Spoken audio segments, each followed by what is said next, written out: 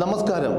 Russian president Vladimir പുടിന്റെ India സന്ദർശനത്തിനിടെ പ്രതിപക്ഷ നേതാവ് രാഹുൽ ഗാന്ധിയുമായി കൂടിക്കാഴ്ച നടത്താനുള്ള അവസരമൊരുക്കാത്ത കേന്ദ്ര സർക്കാർ നടപടി വിവാദങ്ങൾക്ക് തിരികൊളുത്തിയിരിക്കുകയാണ്.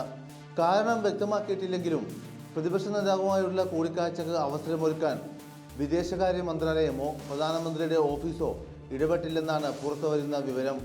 റഷ്യൻ പ്രസിഡന്റുമായി പ്രതിപക്ഷ നേതാവിന്റെ കൂടിക്കാഴ്ച സർക്കാർ ആഗ്രഹിക്കുന്നില്ലെന്നും വിദേശ രാജ്യ പ്രതിനിധികൾ ഇന്ത്യ സന്ദർശിക്കുമ്പോൾ പ്രതിപക്ഷ നേതാവിനെ കാണുന്ന കീഴ്വഴക്കം മോദി സർക്കാർ അട്ടിമറിക്കുകയാണെന്നും രാഹുൽ ആരോപിച്ചതോടെ വിഷയം രാഷ്ട്രീയമായും ചൂടുപിടിച്ചു. പ്രതിപക്ഷ നേതാക്കളെ കാണരുതെന്ന നിർദ്ദേശം കേന്ദ്ര സർക്കാർ തന്നെ വിദേശ പ്രതിനിധികളോടും അവരുടെ സ്ഥാപനങ്ങളോടും നിർദ്ദേശിക്കാറുണ്ടെന്നാണ് രാഹുൽ ഗാന്ധി വെളിപ്പെടുത്തിയത്. നേരത്തെ പലവട്ടം വിദേശ രാജ്യങ്ങളിൽ പോയപ്പോഴൊക്കെ താനുമായുള്ള കൂടിക്കാഴ്ചക്ക് അവിടങ്ങളിലെ പ്രതിനിധികളെ വിലക്കുന്ന സമീപനം കേന്ദ്ര സർക്കാർ സ്വീകരിച്ചതായും രാഹുൽ പറയുന്നത് നിസ്സാരമായി കാണാനാവില്ല. അതേസമയം പുടിനുള്ള രാഷ്ട്രപതിയുടെ അത്താഴ വിരുന്നിൽ ശശി തരൂർ എംപിക്ക് ക്ഷണം ലഭിച്ചു. ലോക്സഭയിലെയും രാജ്യസഭയിലെയും പ്രതിപക്ഷ നേതാക്കളായ രാഹുൽ ഗാന്ധിക്കും മല്ലികാർജുൻ ഖാർഗെയ്ക്കും ക്ഷണമില്ല. വിദേശ രാജ്യങ്ങളിലെ ഭരണാധികാരികളും രാഷ്ട്രത്തലവന്മാരും എന്തിന് അവിടങ്ങളിലെ രാഷ്ട്രീയ പാർട്ടികളുടെ നേതാവടക്കം ഇന്ത്യ സന്ദർശിക്കുമ്പോൾ രാജ്യത്തെ പ്രതിപക്ഷ നേതാവിനെ കാണുന്നത് ഏറെ പഴക്കമുള്ള കീഴ്വഴക്കമാണ്.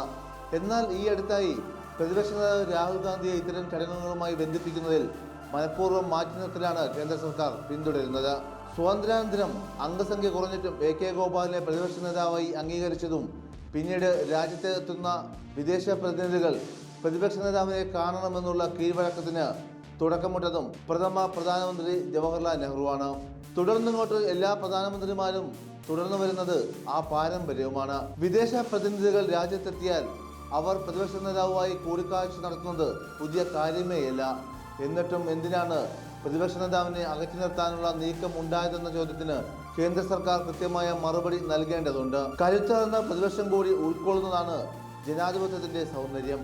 ഇന്ത്യ എന്ന മഹത്തായ ജനാധിപത്യ രാജ്യത്തിന്റെ പിറവി തൊട്ട് ഭരണപക്ഷത്തോടൊപ്പം തന്നെ പ്രതിപക്ഷത്തിനും അർഹിക്കുന്ന പരിഗണന ലഭിക്കപ്പെട്ടിട്ടുണ്ട്. ഭരണപക്ഷത്തെ പോലെ തന്നെ പ്രതിപക്ഷവും പ്രതിനിധീകരിക്കുന്നത് ഇന്ത്യയെയാണ്. ഭരണപക്ഷവും പ്രതിപക്ഷവും ചേരുമ്പോൾ മാത്രമാണ് ജനാധിപത്യം മൂല്യവത്താവുന്നത്. പ്രതിപക്ഷമില്ലാത്ത ജനാധിപത്യം ഏകാധിപത്യത്തിന് തുല്യവുമാണ്. ലോക്സഭാ സീറ്റുകളുടെ എണ്ണം തിട്ടപ്പെടുത്തി പ്രതിപക്ഷത്തിന്റെ പ്രാധാന്യം വെട്ടിക്കുറക്കുന്ന പ്രവണത ഒന്നാം മോദി സർക്കാരിന്റെ കാലം മുതലുണ്ടായി. പ്രതിപക്ഷത്തെ അവഗണിക്കുക, പരിഗണന ലഭിക്കേണ്ട സാഹചര്യം ഒഴിവാക്കുക തുടങ്ങിയവ അതിന്റെ മൂർധന്യത്തിലാണ്. പാർലമെന്റിൽ പ്രതിപക്ഷത്തിന്റെ ശബ്ദം അമർച്ച ചെയ്യാനുള്ള നടപടികൾ ഒട്ടേറെ തവണയുണ്ടായി.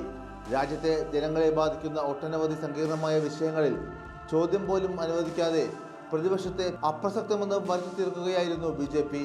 മൂന്നാം മോദി സർക്കാർ കുറഞ്ഞ ഭൂരിപക്ഷത്തിൽ അധികാരത്തിലെത്തിയപ്പോഴും നിലപാടുകളിൽ മാറ്റമുണ്ടായില്ല.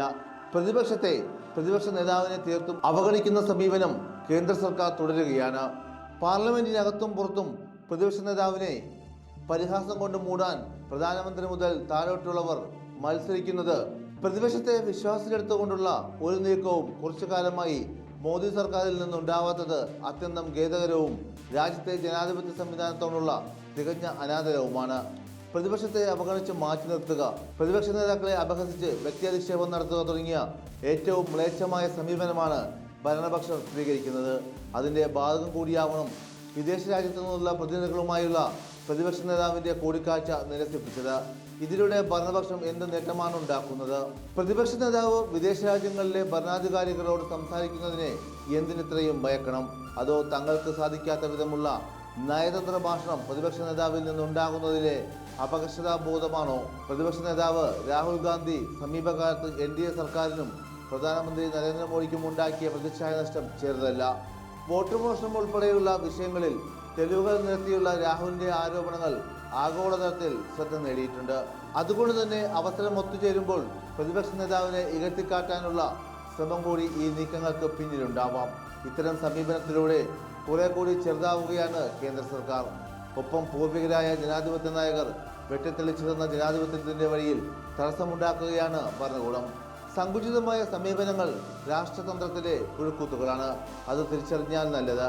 ആന്റൺ ചെക്കോവ് പറഞ്ഞതുപോലെ പ്രശംസനീയമായ ലക്ഷ്യങ്ങൾ കൈവരിക്കുന്നതിന് ഉപയോഗിക്കുന്ന നിന്ദ്യമായ മാർഗങ്ങൾ ലക്ഷ്യങ്ങളെയും നിന്ദ്യമാക്കുന്നു.